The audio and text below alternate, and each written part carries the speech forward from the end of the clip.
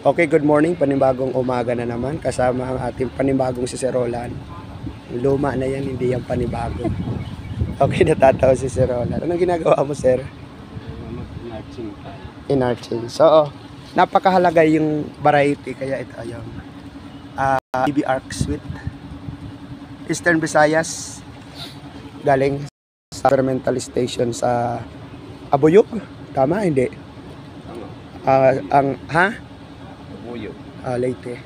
So yan, ang ruling kasi dito sa pag-i-enarch, hanap ka ng same size. Turo mo si Roland.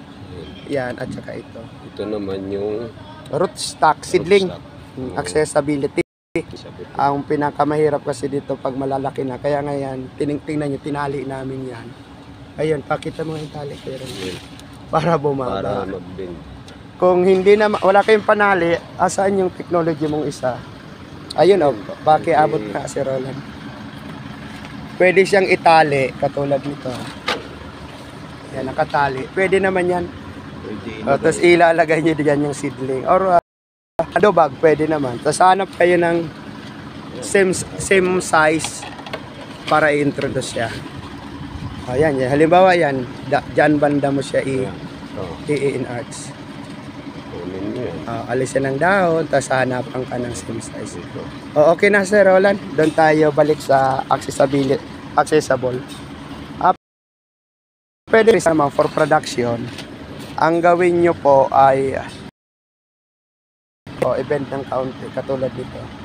Para mag-produce yan ng maraming lateral branches. So, start na natin, Sir Roland. Una ay ito yung galing sa nagbubunga. Okay. Ayan. Cut, ganyan. Bark, sa bark. Okay, next. Tapos ito, Paano mo naman linagyan ng cut? isusukat mo din to. Pakita natin yung yan. Okay, sige. Tapos, ang term dito is ito naman ay pataas. Ayan. whip. Parang kung naririnig nyo po yung whip tang. Tapos ito, Grafting, ito yon. lagyan mo siya ng ganyan. Yan. Para dumikit din, na, Oo. Ayan, so Pati ito.